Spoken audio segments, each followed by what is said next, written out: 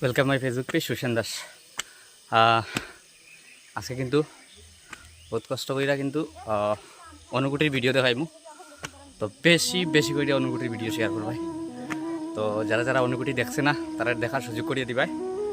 আর পুরা view upload করমু। তো সব জায়গা ঘুরতে পারছি না, ধন্যবাদ। ভালো লাগলে শেয়ার জরুরি।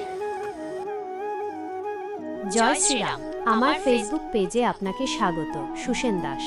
উনকোটি ইতিহাস, রহস্য আর নিসর্গের এক অনন্য মিলনস্থল। সুন্দর পাহাড়, ছায়াঘেরা বনানী এবং প্রাচীন ভাস্কর্যের এক আশ্চর্য সংমিশ্রণ ত্রিপুরার কৈলাসহরে অবস্থিত এই উনকোটি। নামের মধ্যেই লুকিয়ে আছে রহস্য। উনকোটি অর্থাৎ 1 কোটি থেকে একটি কম, মানে 99,99,999টি। কিন্তু কেন এই অদ্ভুত নাম, আর এই স্থানেই বা কী বিশেষত্ব রয়েছে?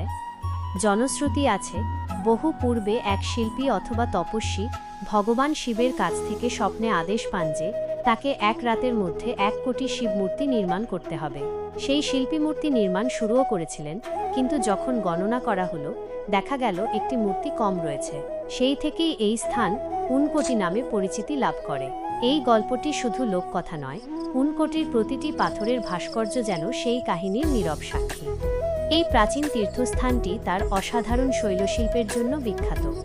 এখানে পাহাড়ের গায়ে খোদাই করা বিশাল বিশাল শিবমূর্তি, দেবী দুর্গা, গণেশ এবং আরও অনেক দেবদেবীর চিত্র দেখা যায়। প্রায় 30-40 ফুট উঁচু এই খোদাইগুলো কেবল ধর্মীয় তাৎপর্যই বহন করে না, বরং শিল্পকলা ও ইতিহাসের দিক থেকেও অত্যন্ত দুর্লভ। উনকোটির সবচেয়ে বিখ্যাত ভাস্কর্যগুলির মধ্যে অন্যতম হল উনকোটি মহাদেব, একটি বিশাল মুখাবয়ব যা শিবের প্রতিভূ হিসেবে পূজিত হয়। এর ঠিক পাশেই রয়েছে অসংখ্য ছোট ছোট মূর্তি ও চিত্র, যা একটি বিশাল ধর্মীয় প্রেক্ষাপটের ইঙ্গিত দেয়। উনকোটি কেবল একটি তীর্থস্থান বা পর্যটন কেন্দ্র নয়, এটি এক জীবন্ত ঐতিহাসিক দলিল। প্রত্নতত্ত্ববিদদের ধারণা, এই ভাস্কর্যগুলি 7ম থেকে 9ম শতাব্দীর মধ্যে নির্মিত হয়েছিল। এর প্রধান উদ্দেশ্য ছিল ধর্মীয় উপাসনা এবং একই সাথে শৈল্পিক ভাবনার প্রকাশ। আজও প্রতি বছর এই স্থানে অশোকাষ্টমী মেলা অনুষ্ঠিত হয়, যেখানে অগণিত ভক্ত ও পর্যটকের সমাগম ঘটে। এই স্থানটি বর্তমানে ইউনেস্কোর ওয়ার্ল্ড হেরিটেজ তালিকার মনোনয়নের অপেক্ষায় রয়েছে। সরকারও এই অমূল্য ঐতিহ্যের সংরক্ষণে বদ্ধপরিকর, যাতে ভবিষ্যৎ প্রজন্ম এর সৌন্দর্য ও মাহাত্ম্য উপলব্ধি করতে পারে। সত্যি বলতে, উনকোটি শুধু একটি ভ্রমণের গন্তব্য নয়, এটি আমাদের অতীত, আমাদের শিল্প, আমাদের সংস্কৃতি এবং আধ্যাত্মিক চেতনার এক অমূল্য প্রতীক। যারা ইতিহাসের গভীরে ডুব দিতে চান এবং প্রকৃতির শান্ত কোলে বিশ্রাম নিতে চান, তাদের জন্য উনকোটি নিঃসন্দেহে এক অসাধারণ স্থান।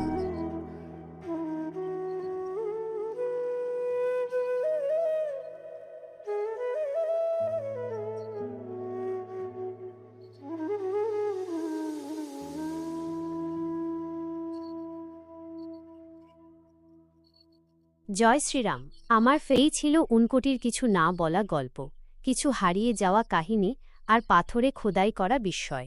আপনি যদি ইতিহাস ভালোবাসেন, প্রকৃতিকে অনুভব করতে চান আর নিজের ভিতরের আত্মিক সত্তার খোঁজে বের হতে চান, তাহলে একবার আসতেই হবে কৈলাসহর, এই প্রাচীন শহর আর তার হৃদয়ে থাকা উনকোটির কোলে।